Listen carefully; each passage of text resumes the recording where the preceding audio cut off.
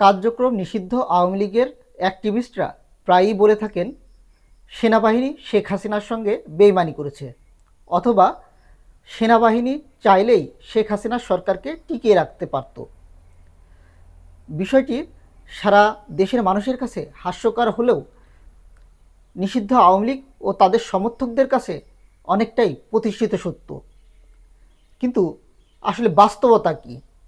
বাস্তবতা বুঝতে হলে আরেকটি প্রশ্ন করতে হবে, কেন এবং কোন পরিস্থিতিতে সেনাবাহিনী নামানো হলো?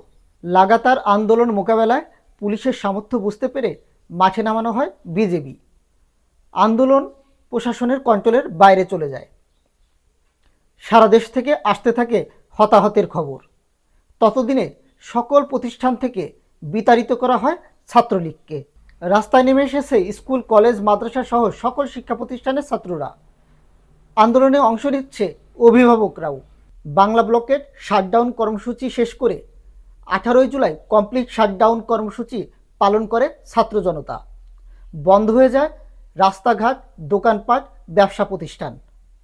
জ্যামিতিক হারে বাড়তে থাকে হতাহতের সংখ্যা। 19 জুলাই শুক্রবার বিএনপি সহ সকল রাজনৈতিক দলের কর্মসূচি। পাল্টা কর্মসূচি আওয়ামী লীগেরও। পুলিশ, র্যাব, বিজিবির সর্বোচ্চ শক্তির প্রয়োগ। আন্দোলনের গুরুত্বপূর্ণ পয়েন্টগুলোতে সরাসরি গুলি ছুটতে থাকে তারা। গুলি ও টিয়ার গ্যাস ছুটতে ব্যবহার করা হয় হেলিকপ্টারও। সারা দেশে ইন্টারনেট ব্ল্যাকআউট। আগুন দেওয়া হয় পিবিআই ভবন, বিআইটিএ ভবন সহ বেশ কয়েকটি সরকারি স্থাপনায়। নরসিংদী জেলা কারাগারে হামলা করে ছিনিয়ে নেওয়া হয় আসামি। ঢাকায় মোটরসাইকেল চলাচল বন্ধ, দূরপাল্লার বাস চলাচল বন্ধ, মেট্রো রেল চলাচল বন্ধ, ট্রেন চলাচল বন্ধ এবং বাতিল করা হয় আন্তর্জাতিক বেশ কয়েকটি ফ্লাইট। ওই দিন সারা দেশে 67 জন নিহতের খবর পাওয়া যায়, শুধু ঢাকাতেই 62 জন। হতাহতের প্রকৃত সংখ্যা আরও বেশি হতে পারে। এমন পরিস্থিতিতে রাত 12টা থেকে অর্থাৎ 20 জুলাই থেকে সেনাবাহিনী নামানোর ঘোষণা দেয় সরকার। 20 তারিখ থেকে সেনাবাহিনী পরিস্থিতি নিয়ন্ত্রণ করার চেষ্টা করছিল। থেকে থেকে জারি করা হচ্ছিল কারফিউ।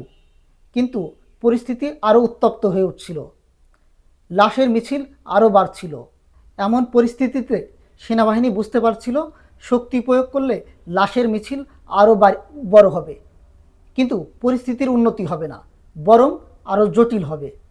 এরপর 3 আগস্ট সেনাবাহিনীর সভা থেকে ঘোষণা এলো সেনাবাহিনী জনগণের পাশে থাকবে, জনগণের দিকে সেনাবাহিনী গুলি চালাবে না। ঘটনা যখন এমন ঘটছে তখন শেখ হাসিনা তার নেতাকর্মীদের বারবার রাস্তায় নেমে আসার আহ্বান জানান, পাড়ায় মহল্লায় প্রতিরোধ গড়ে তোলার আহ্বান জানান, কিন্তু তার ডাকে সাড়া দেয়নি নেতাকর্মীরা। তাহলে শেখ হাসিনার সঙ্গে বেইমানি কে করেছে? সেনাবাহিনী নাকি তার দলের নেতাকর্মীরা?